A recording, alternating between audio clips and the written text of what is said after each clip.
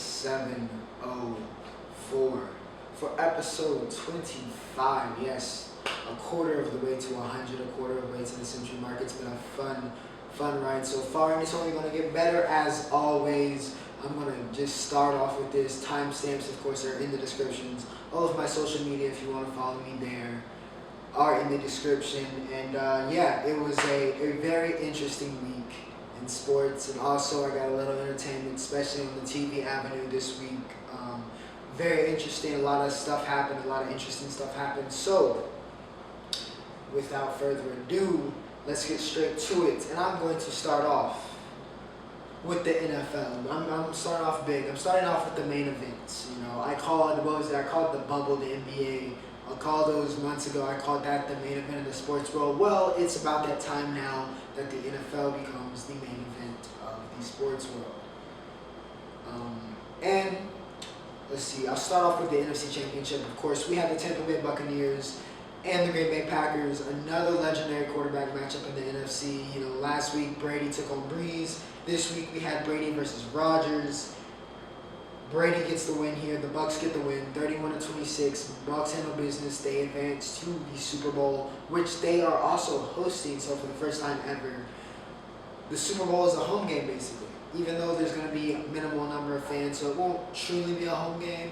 And even if, I guess, we did have fans, I don't know how much of an actual home game it would have been, besides them probably having like the locker room and stuff.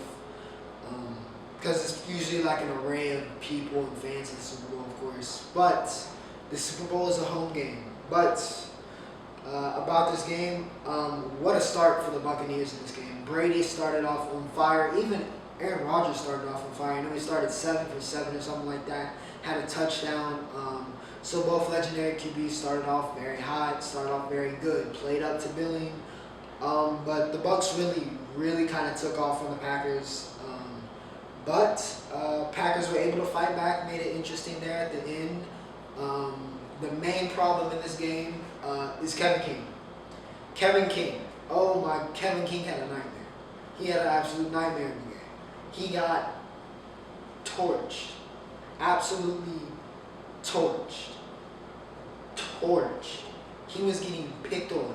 He was getting bullied. I started to feel bad for Kevin King. But nonetheless, Rodgers and the Packers were able to fight back, made it interesting. Rodgers and the Packers were able to fight back, make it interesting. I have to think. I mean, like I said last week, if only Rodgers was given another weapon by the front office in the draft, this loaded draft, and just imagine if he just had that extra weapon. Because some of them, even though they didn't play a bad game, don't get me wrong, they didn't play a bad game. You know, Valdez-Scantling, 4 receptions, 115 and a touchdown. Devontae Adams wasn't as much of a factor as he usually is, though he did have 9 receptions, 67 yards only. Did have a touchdown. But that Buccaneers defense did a great job once again making plays and making the necessary adjustments to make it a rough game for the Packers and a difficult game for them to score and to eventually, I guess, win the game. But yeah, Brady ended up with 3 interceptions in that second half. Kind of really cooled down, but all right, back to I had to stop that actually. I'm gonna tell you guys this time.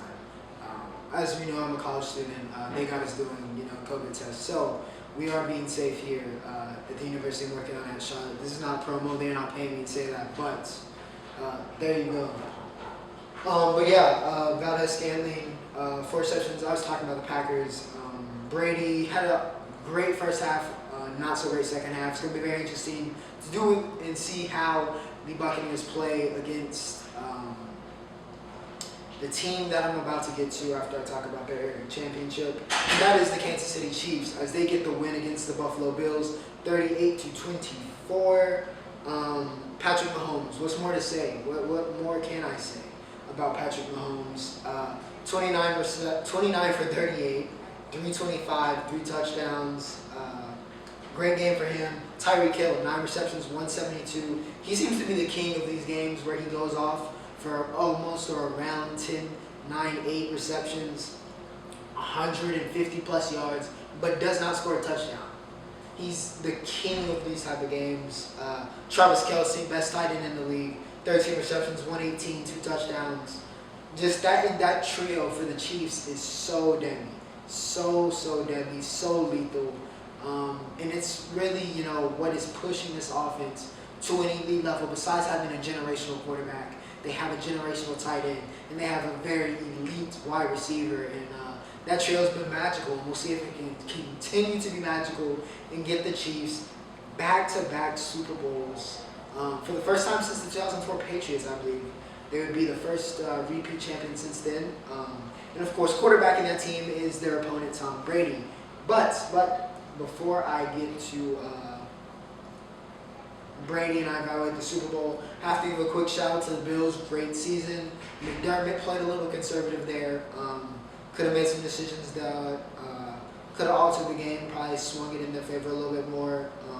Josh Allen had over 300 yards combined in 2 touchdowns, so not a bad game for Allen, just not his best. He was running for his life that whole game. Great job by the Chiefs defense for that part. Diggs, 6 receptions, 77 yards. Cole Beasley ended up leading the Bills in receiving this game, 7 for 88. But overall, great game by the Chiefs. Expected them to get here. And yeah, now our Super Bowl, we got the Bills and the Chiefs. I said the Bills and the Chiefs. The Chiefs and the Buccaneers. Should be a good one. I'll talk more about that next week when I do the little Super Bowl preview.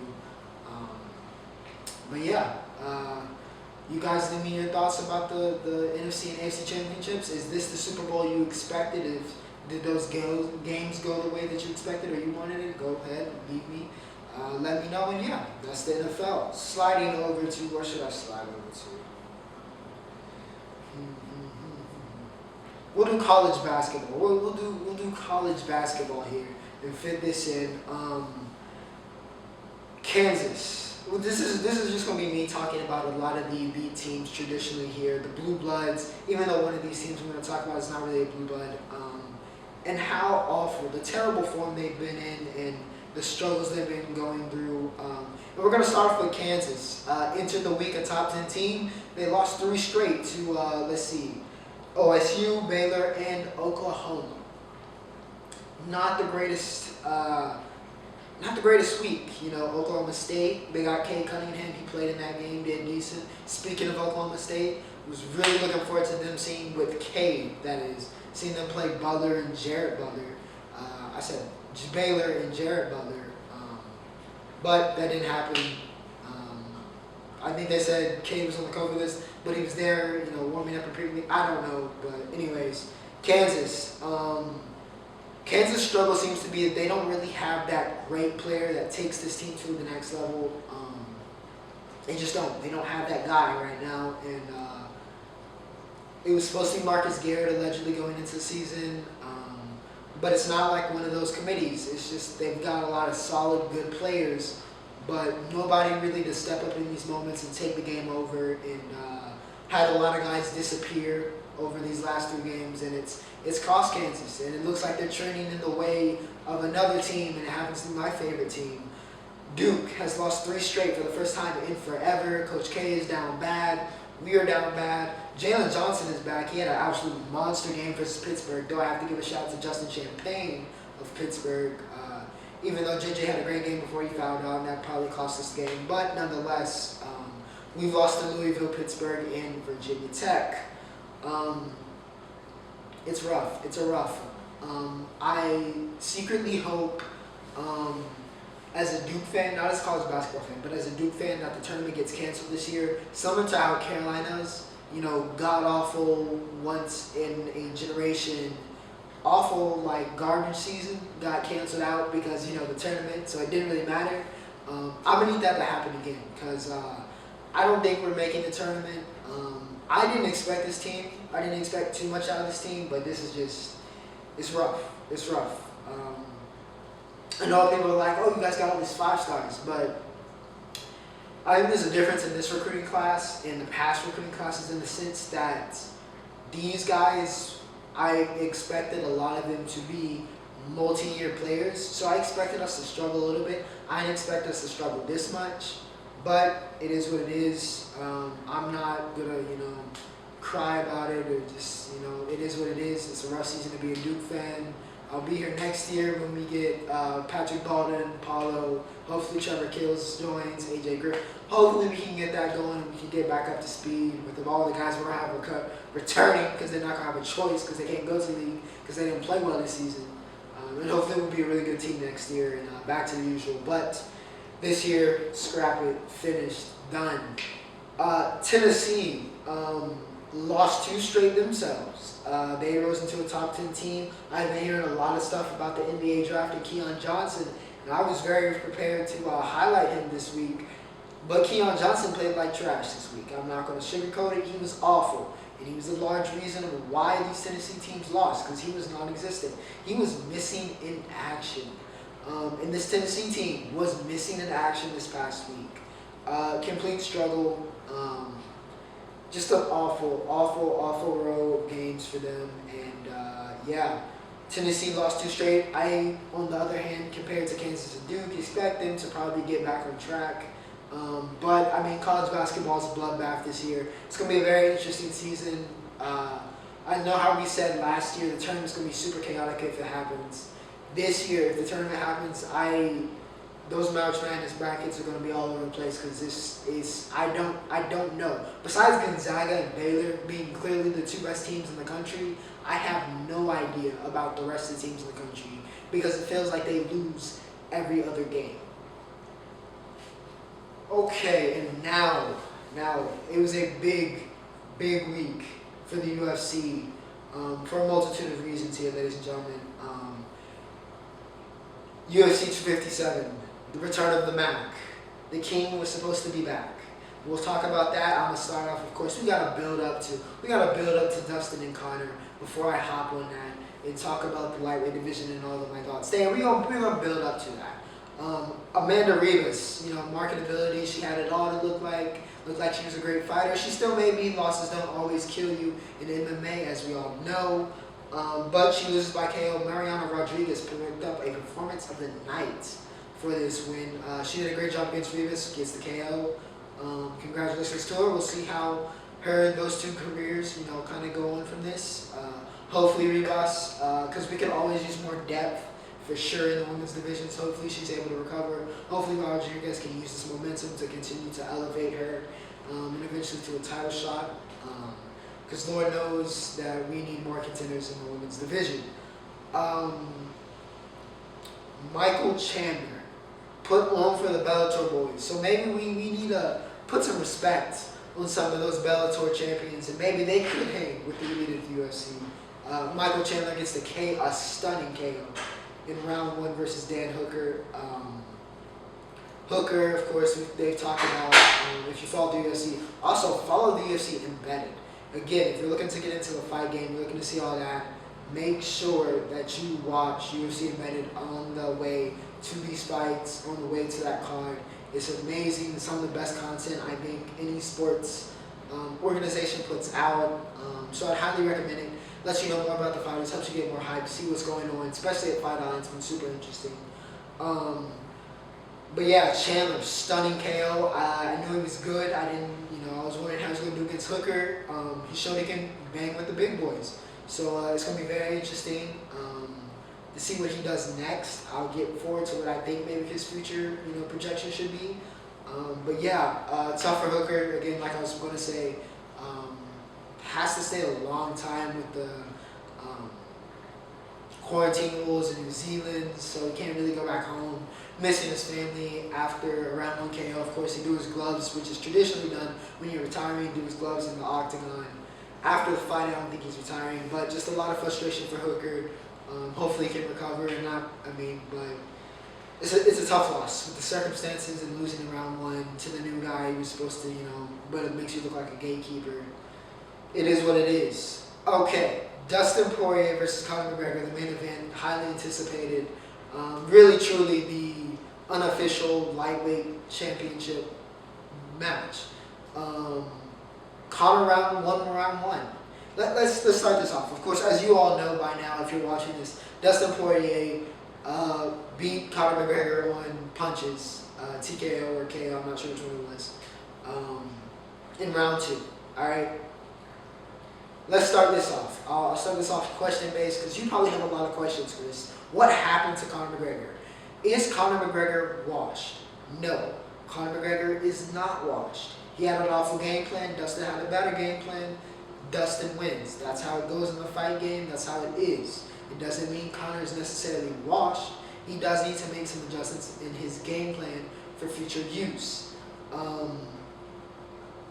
Conor looked great in that first round. In fact, he won the first round. The striking looked precise, boxing looked as good as ever, which may be part of the problem with him, is that there is too much of a focus on boxing, in my opinion, and that he's gotten too much into that medium, and he needs to get back to what made him great in the kicks and the other pieces of his game, which help open up how good of a striker is. Conor doesn't really need to focus anymore than he has to in boxing. You're already arguably the best boxer, even after, of course, he got knocked out, Chris. Yes, he's still probably the best boxer. I don't know anybody that wants to throw hands with Conor McGregor in the UFC on a pound-for-pound basis, I guess, so to speak. Of course, maybe him facing Nagano, that'd be kind of, but that's why we have weight classes.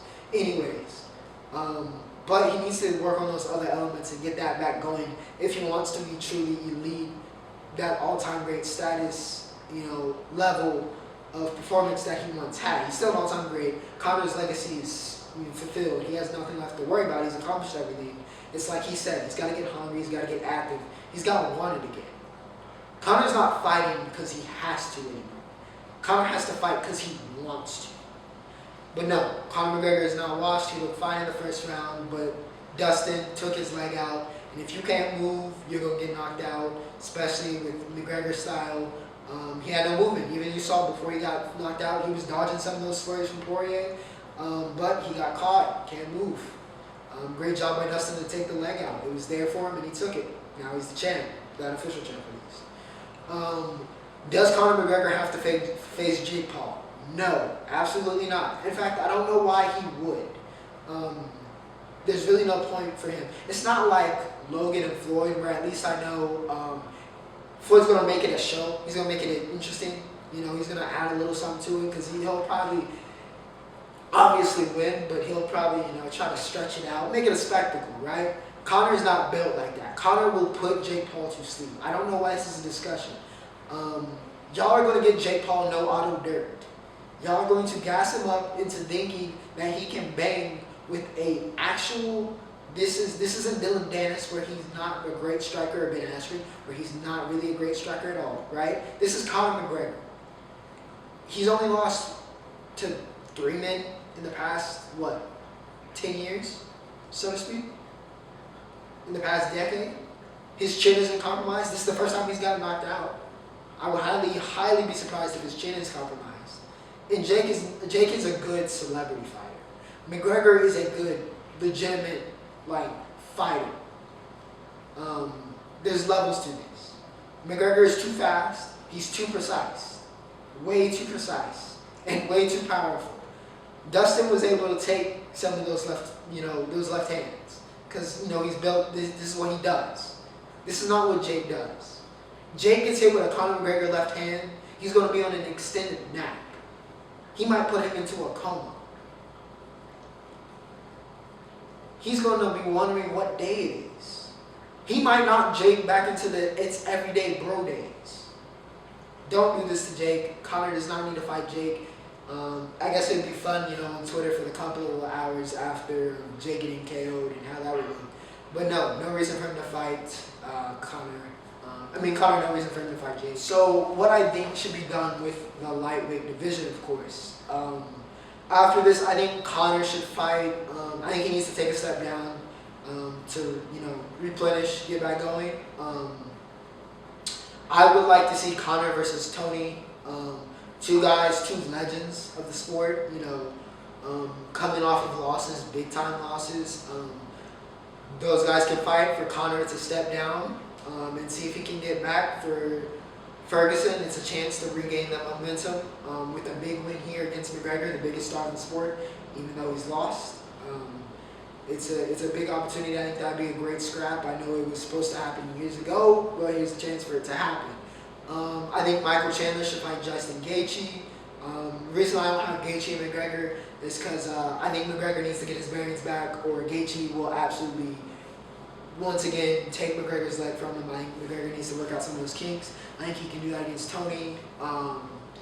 Gaethje versus Chandler makes a lot of sense for me. I think that'd be a good fight. I think that could serve as like a #1 contenders matchup. Because, of course, and he got buried all week, by the way. Charlie Olives, Charles Oliveira, I think him and Poirier is the obvious title fight. I think those are the two best lightweights in the world right now, since Khabib is definitely retired, for sure. He's not coming back. I knew he wasn't coming back regardless of what happened. I don't know why else, whatever. Dana just, doing what Dana does. But I think that's the matchup that happened. I think Oliveira versus Poirier would be a great title fight. It would be very interesting. And we can see who's truly the king of the lightweight division. Conor versus Ferguson, and Gaethje versus Chandler. And I think that kind of sorts it. I know people talking about the Conor Nate trilogy. I don't really have too much interest in that. It would be the step down, but I want to see him still Conor not step too far down. Not that Nate can't beat him, but I don't want to see him take too much of a step and get too focused and too involved in that. He said he wants to be active. Hopefully he can. And yeah, it's Combat Sports. That's Mixed Martial Art. Okay, and remember last week I had all that stuff to talk about on TV. Well, it's continued with the couple ongoing series I'm watching, and I'll talk about those. WandaVision, of course, we had the first 2 episodes. Told you, recommended it. Still would recommend it after episode 3. I love how, and of course this is a spoiler alert, by the way. If you need to use the timestamps to skip ahead of this, or if you don't care, you can just keep watching. But there will probably be spoilers for this and for Attack on Titan. So just going ahead and telling you that. But alright, so I'll give you time to skip ahead. 3, 2, 1. Okay, WandaVision. Alright. They're doing a great job with that show. They're doing a great job. I think this was the best episode yet. Out of the 3, they're doing a great job building suspense and seeing, the outside situation and throwing those little hints of uneasiness, and seeing a shout out to, first off, Elizabeth Olsen. Oh, what an actor! Her and Paul Bettany doing a great job. Everybody on that show is doing a great job acting. But doing a great job showing Scarlet Witch just kind of going through it and starting to manipulate things when she doesn't see things the way they want. We saw some of the outside. It's like a force field around the city. Very interested to see what else is going into that. But yeah, very interesting. It's starting to seem like Vision is starting to catch on, and we'll see how that conflict goes. We've seen how Wanda reacts to somebody, mentioning and kind of breaking the code. Sword is involved. So it's going to be very interesting to see how the rest of the season goes. I like how they're jumping from decade to decade. I guess next week will be 80s, and that'll be fun. So yeah, highly recommend it if you need your superhero fix, or just looking for a good show. WandaVision's with heat. Let's see. Next, Attack on Titan episode 7. This show is like crack. This show is like nothing I've ever done. Crack, God forbid. But this show is like crack. This show is amazing. The show is absolutely amazing. Levi has, I don't know how many times the Beast Titan is going to let, of course I haven't read the manga, so you manga people, relax, alright? Don't do all this spoiling. You spoiled a little bit for me. I'm not going to spoil everybody else, but relax. I don't know how much Zeke and the Beast Titan, how much they can keep letting Captain Levi treat them like LeBron treated the Eastern Conference Finals. I think they said that in a tweet. We can pop that up right here. Aaron is just a black Air Force at this point. He completely has chosen violence. He wakes up every day and chooses violence. Every breath he takes, he chooses violence. He used Porco like a nutcracker. That was just, now he's calling. He used to just be, rash and brave and a little bit reckless. Now he's cold, calculating, and still just a savage. He's just a savage at this point. Used a man like a nutcracker, and then just, oh my goodness. Mikasa is still the GOAT. The Ackermans are goated. Sasha's the sniper. It's great to see Armin. Oh my, Armin is a masterpiece. I knew he was going to be fine. I knew he was just going to be just fine. He wrecked havoc as Colossal Titan. did kind of show some remorse though for what he was doing in typical Armin fashion. We'll see how that develops over the course of the season. But yeah, one of the best shows on television, regardless of medium, Attack on Titan. Please go watch it. You will not regret it. Doesn't matter if you like good television, just watch it. Just watch it. Open yourself up to that and just enjoy. Because it's one of the best shows on television. But yeah, Attack on Titan episode 7. I can't wait till next Sunday. And yes, sir. And lastly, I think of my major topics is the NBA, which of course comes with me talking about everybody's least favorite, except for if you live in Brooklyn or you're a bandwagon fan, the Brooklyn Nets. Even though it's not looking like much of a bandwagon. They took on the worst offensive, though that's partially because of injuries, the worst offensive team in the league this past week. Back-to-back games, they had the Cleveland Cavaliers. As you know, Colin Sexton went ballistic in Game 1. Went to double overtime. They put up 140 on the Nets. Sexton had 42. In Game 2, Sexton also had a good game. But this time, Andre Drummond, 19 and 16. Lastly, they couldn't go the whole week without, losing every single game. Though they did let the Heat score 125 points, I believe it was. Bam Adebayo had a career high of 41 points. There seems to be a reoccurring theme here with the Brooklyn Nets, and it's exactly what I talked about last week, which is their problem. They can't play defense. They can score. Well, KD. Well, they can all score. They can score. But KD is integral. He is absolutely integral to this team and the success. If they want to win, they have to have KD. Either KD with one of them, or maybe KD with all three, and somebody takes a step back. That's the best way they can get their offense going. KD and Kyrie cannot play with each other, at least for the current moment.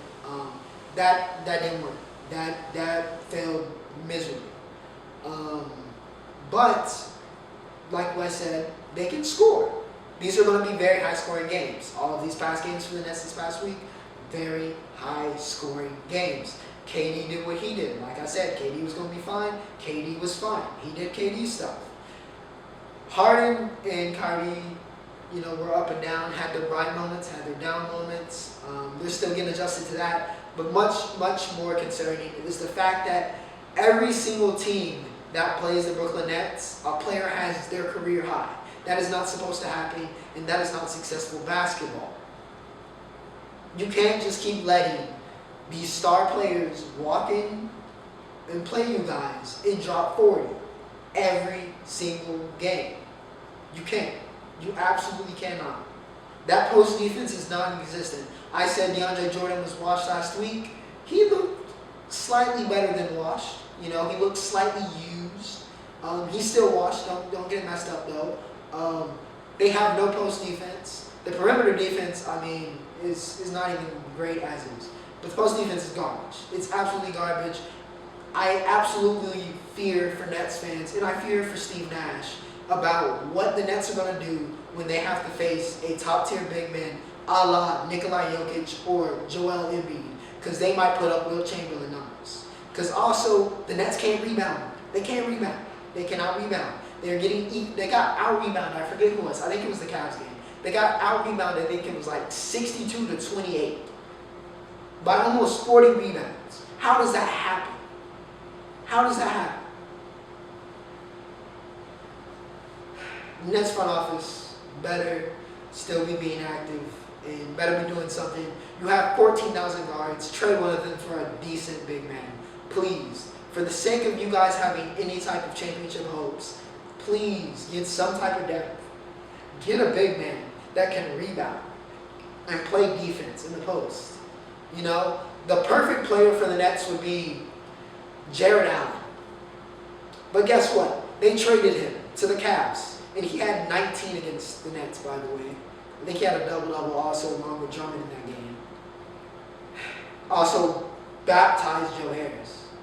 Nets, you got a long way to go. Not saying it's impossible. Not saying they won't win the championship. Not saying they don't, fulfill their expectations, which is winning the championship. This Nets team on paper is supposed to win the championship. They have all of the pressure in the world on them. We'll see what happens. We'll see if it makes diamonds. We'll see if they adjust. It's a long season. still relatively, I can't say it's early days anymore, but it's relatively early days. A lot can happen. But as of right now, I would absolutely not, I mean, I would fear maybe KD, but I would absolutely not fear the Brooklyn Nets, not even in the slightest. The New Orleans Pelicans are another team that you should not fear. Maybe Zion, he's averaging 23 and 8. He's doing his job, he's balling out. Zion's doing what Zion does. The rest of that team is hot garbage, except for B.I. B.I.'s good. But Lonzo and Eric Bledsoe, that experiment is not working. It's not. It's failing miserably right now, and Zion is kind of carrying this team, I'm not going to lie. Pelicans are just disappointing. We'll see. I think some moves need to be made. They're trending towards another high pick. It should be a good draft. It's supposed to be a great draft, but we'll see what the quality ends up being. But yeah, New Orleans, I think they lost to Minnesota, who's without Cat. Again, praying for him. He's got Corona. Anthony Edwards has been miserable this season, and they lost to him. And the Timberwolves, it's rough. It's a rough one right now for the Pelicans. It's rough to be a Pelicans fan. If you are a Pelicans fan, I'm praying for you. Hopefully Zion stays healthy. That's all we really want. He's exciting to watch, but the rest of that Pelicans team, still a ways to go. Hawks, Trae Young. You know, after all the Trae Young slander that he had in the previous weeks of the season, Ice Trae really showed up. 20 points, 38 points, and 43. They were 3-0 heading into last night. I did not see the result of that game. I know they were losing. Either way, what a week for him. Doing ballistic. Showed why he's one of the best young players in the game. And yeah, had the Hawks looking really good. If he can keep this play up along with another very important piece and a very important pickup. Him and Capella have been a great duo. Clint Capella had a 27 and 26 game. He's currently averaging 14 and 15 for the season, so he's been phenomenal. All-star level play for Capella. Trae's looked like he's coming and starting to move into that top-tier point guards, which is where I think he'll belong by the end of the season.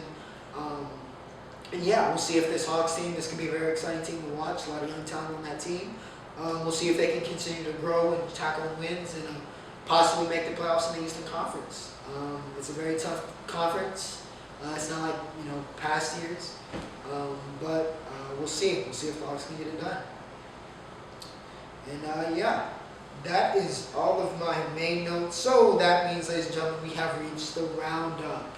Yes, we have reached the Roundup. And let's see. I talked about last week, I talked about how great the Premier League, how top those top two teams is, and that Manchester United, Liverpool, absolute dud. Well, they placed off in the FA Cup, winner goes home, played like it. 3-2, Man U gets the win in an absolute instant classic. Well, yeah, it's an instant classic. It was a very good match. Salah got a brace for Liverpool. Greenwood and Rashi linked up twice. Both got a goal and an assist for each of them. Bruno with that game-winning free kick at around the 70th minute. Can't talk enough about Bruno Fernandes. He's been a revelation, one of the best midfielders in the world. Manchester United's been on fire. They've been on fire recently. Pogba has been on fire. Everything's clicking for Ole and the boys. We'll see how they do. Looks like Manchester United's back. We'll see how comfortable you can get with saying that, but so far so good for Man U. Big win in the FA Cup against their chieftain rival, Liverpool, who's fine. Klopp made some interesting decisions with that lineup. I think that cost them, but Liverpool's been some of the class of Europe for the past couple of years for a reason. I think they'll be fine, and it's going to be a fun Premier League season. And to finish it off for my USC fans, ladies and gentlemen, it was long rumored, but it happened.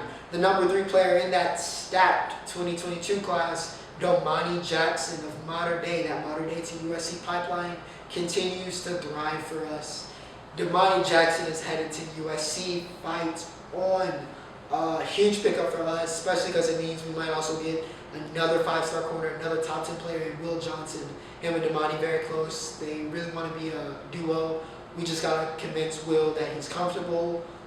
We're going to USC and we can make that happen. Dante Williams, you are a lifesaver as the DB's coach, and you're doing a great job recruiting. Keep it up. We're going to be stuck with Clay Helton forever at this point. I guess I just need to, accept it and accept Clay into my heart as our forever head coach, because I don't know if we're going to be able to get rid of him. Seems like we're stuck with him, but more talent comes to USC. It feels like we're turning the corner here, but I'm not going to get too excited. We got to make it play. We got to develop these guys. But it's fun to be good at recruiting, especially after last season. Not this coming season, but this last season. That 2019 class was trash, respectfully. But this class is looking much better. We got Corey Foreman, number one player in the country, coming in. So things are looking up. We're starting to reclaim Cali. Hopefully we can keep it up, but fight on. And I think this was a very good episode. Episode 25. It's been a fun ride. Keep the support coming. I appreciate it.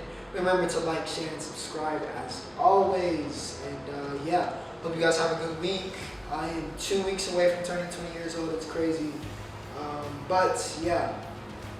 Without further ado, hopefully it's a great week in sports, a great week in entertainment, a great ending to interesting January, and hopefully the rest of the year continues to build momentum to being a much better year than 2020. Without further ado, ladies and gentlemen, Ocho signing off.